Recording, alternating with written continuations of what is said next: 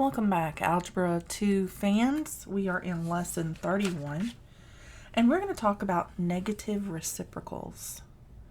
We know that a reciprocal is the number that you can multiply a number against and it equals 1.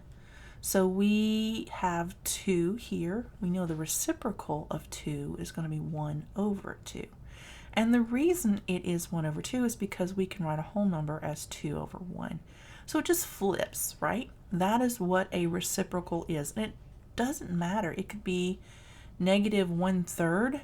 The reciprocal would be negative 3 over 1, which we then would just write as negative 3. So the sign of the number or of the reciprocal stays with it. Negative reciprocals change that. A negative reciprocal is the reciprocal, but it's been multiplied by number, the negative 1. So a negative reciprocal, and it's reciprocal.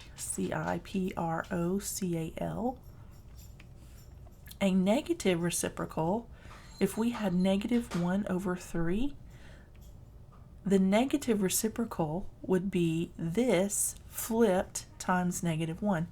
So the negative reciprocal would be 3 over 1, which would equal 3. Okay, it literally takes the sign and it flips the sign as well. So the reciprocal of a positive 2 would be a negative 1/2. All right, so that's a pretty easy concept to master. Why on earth would we need to know that a negative reciprocal?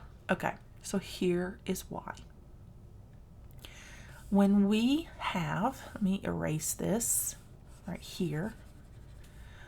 We know when we have a line in slope-intercept format, let's say we have a slope of negative 1 over 2, x, and plus 2.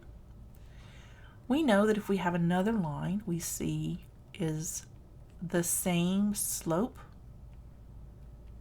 just a different y-intercept point, we know that these lines are parallel because they have the exact same slope right here.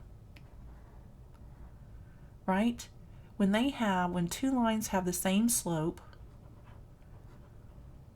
so when lines have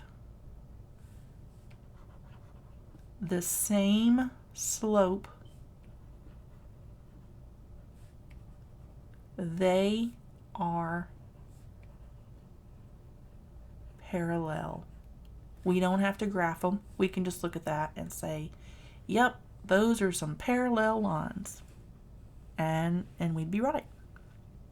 However, if we know what a negative reciprocal is, then we can identify perpendicular lines based on their slope as well. So if I were to have a line here that said y equals, let's say we'll take this first line that we had. It was negative 1/2 x plus 2. If I were to have another line that was y equals 2x minus 1, I would know immediately that these two lines are perpendicular to each other because a negative reciprocal slope means a perpendicular line. And I've drawn an illustration for you down below. All right, so we have the ones we plotted out earlier, or we wrote out earlier. We have y equals negative 1/2 x plus 2, and you see we started on the 2 at the y-intercept, and we came down 1 over 2, down 1 over 2, down 1 over 2, okay, and that's this line. And then this line is same slope, so they're parallel lines, but it started at the negative 3 on the y-intercept. And it came down 1 over 2, down 1 over 2, down 1 over 2, and so forth. And we can even check it and go 1, 2, 3, 4, 5 spaces, 1, 2, 3, 4, 5 spaces. They are the same distance from the beginning and all the way through.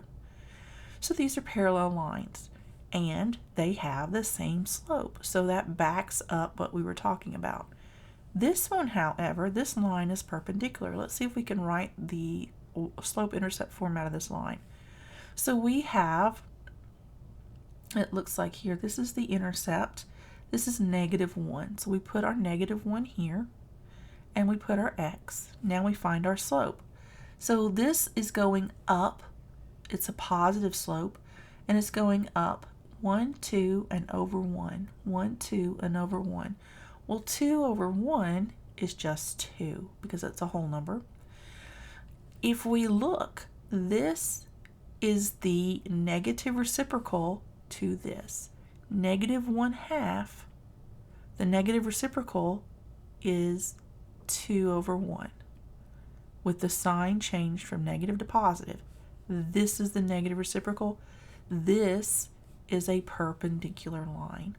So that is the illustration of how that would look and how that would contrast one to the other. They're exactly at right angles to one another, which means they are perpendicular.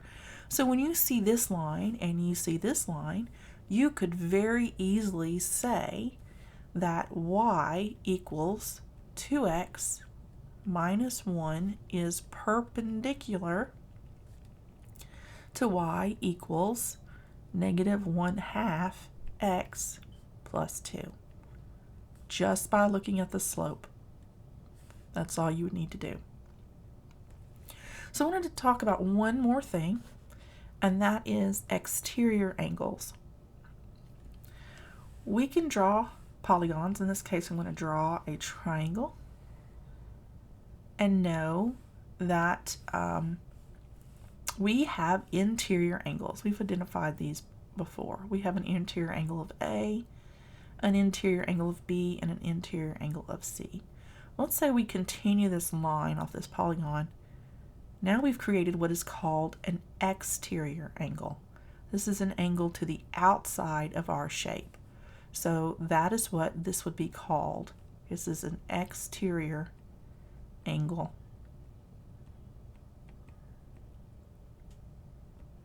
If I can get it to write. Sometimes it doesn't want to write. All right, so that is an exterior angle, and we're going to label this exterior angle D. So I have a proof for you that talks about the value of the degree of measure of the angle D. And this is something new that we haven't done in Algebra 2 yet, is write a proof. So let's go through it. First thing we're going to do is we're going to look at the location of C and D, and we see that C and D are on a straight angle right here. So we can make the statement C plus D equals 180. Pretty easily, 180 degrees. But we also know that because this is a triangle, that A plus B plus C is also equal to 180 degrees in measure. So what does that tell us about the angle or the measure of the angle D? Well, let's look and see. If C plus D are equal to 180 and A plus B plus C are equal to 180, then that tells us that C plus D is equal to A plus B plus C, because they both have a congruency that is the same measure, right? So now we look for what we can eliminate from both sides that will simplify this problem. And in this case, it's going to be C. So we subtract the measure of C from both sides, and we are left with the fact that angle D is equal to the measures of A plus B. So that's an interesting thing to realize whenever we're doing future angle problems. Whatever D is will be the sum of A and B. So keep that, write that in your notes and keep that in your back pocket for future reference, because we will have some problems that refer back to that. Okay, And this is all about the relationship to C, okay? And how that corresponds to the relationship with A and B. You can have another exterior angle, and that would be off of BC. This angle right here would be 180, but because these are opposite angles, this would be the same as D, and this would be the same as C. So you can see how it all kind of goes together. But anyway, my point is, remember the types of angles that you're already familiar with and how you can draw conclusions from them. All right. And that's all I have for lesson 30. So I will see you in lesson 31.